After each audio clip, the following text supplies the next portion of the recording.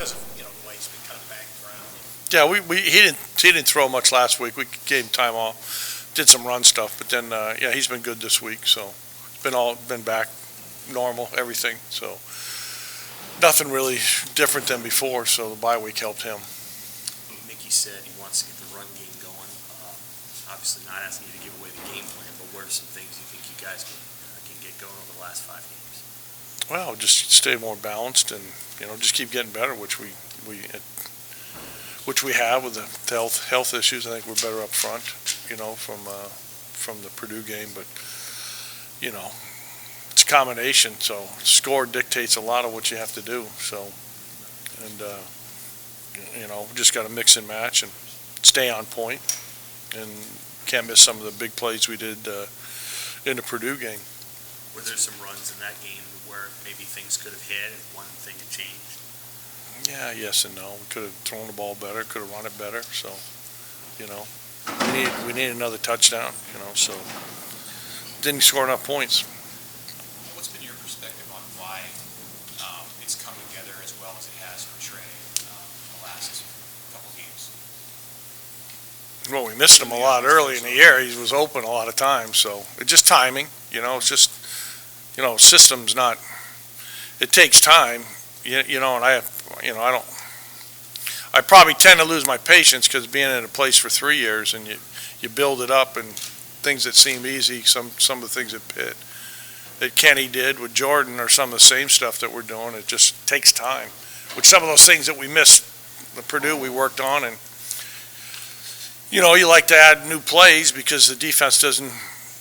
That's kind of an NFL thing that then they don't practice them. So we just got to get better at those, which we have this week. So I don't know if I answered the question. Just got to keep moving forward and be positive.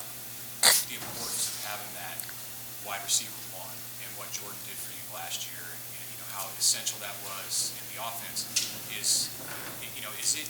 Has Trey blossomed into this because of the system? Is it more him? No, I mean, Trey's our best player. He was that in the spring, so I've always said it'd be foolish if I didn't get him the ball. And AG's our best running back, so getting those two best playmakers, and the guys are really supporting cast. So, it's as I said, we missed him at Purdue, but so we'll always try to do it, and we moved him around a little bit more, which instead of he's playing outside and slot and doing some things that way. So. I don't really think about it that much. Just kind of put things together, the offensive staff, and try to get guys open and try to make the throws. You mentioned doing more run game stuff during the bye week. What did you guys get accomplished in that regard? Yeah, it was cleaner. Some of the stuff this week, from last week, putting it in on we were light, so put in some things that way. So definitely was cleaner on Tuesday, and even a couple things yesterday that we cleaned up today. So just cleaner, which when you see it on tape and players do, they gain a little more confidence. Cleaner how?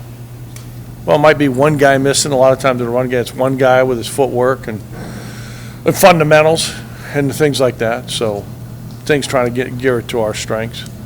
You've kind of been rotating at right tackle. How do you feel about that spot in particular? And it looked like Ben Hart was warming up some at right guard before the last game. Could he be a guy you could flex a little bit? Well, we got to, we've lost 3 guys from when I got here, so 3 starters. So we just got to keep moving those guys around and build some depth, which the off week helped. Certainly did that way. And both those guys played against Purdue, so it's just kind of guys are going to get hurt. It's just unfortunately part of the game. So building depth is. I wouldn't say the easiest thing in the first year because, you don't get a chance to recruit. We got Anthony came in. So, I think that would, it's just what it is. So, yeah, just trying to build depth. How's young Henry Latowski? He got to start. I mean, how's he? Yeah, he'll get better after the more he's seen himself on film. Yeah, he made a couple mistakes, but that goes with it. Those like kind of the things you see that you can see where he's cleaned up some stuff from the Purdue game or the times he's played before. Mark, what makes this Illinois defense so effective for winners?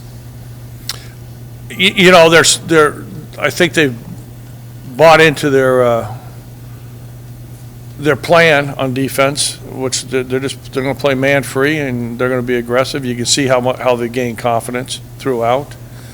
They shorten the game. I mean, the running back's a really good player, which helps the defense, but they're really good in the red zone, very opportunistic, and they're really good on third down.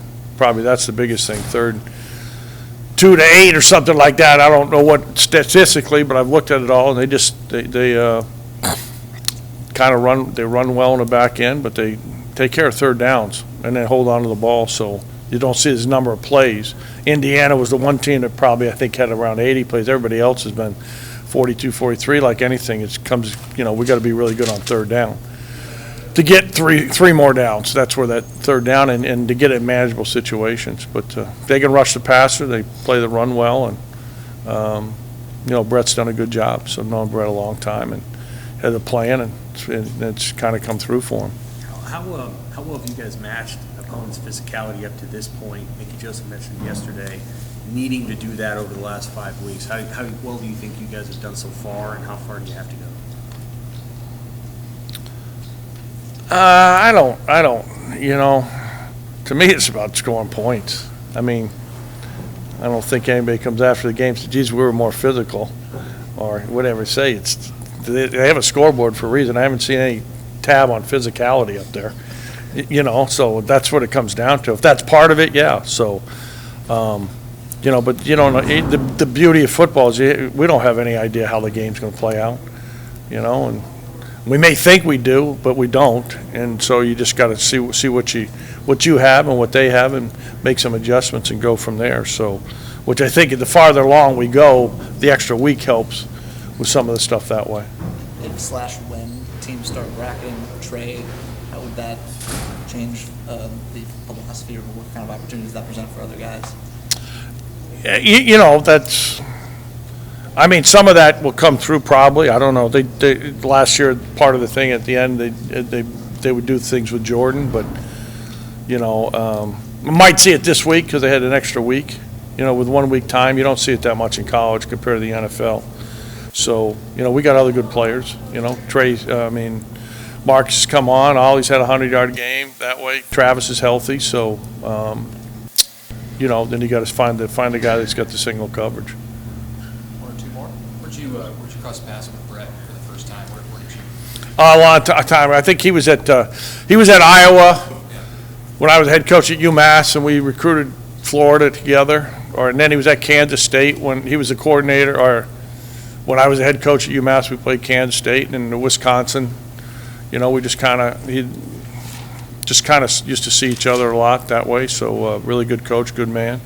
So and then he was with New England when I was at UMass, and a couple times we ran in. He was staying in a hotel we're staying at. So just kind of known him for probably the first time at UMass. That probably been 2000. So it's been over 20 years. So know his style and knows what he does, and I think he's taken some of the stuff that he learned from Coach Belichick and added that to the piece, where they're playing a little more 3 down than they used to when he was at Wisconsin. They were more 4 down. Of course, he had J.J. Watt, which helps.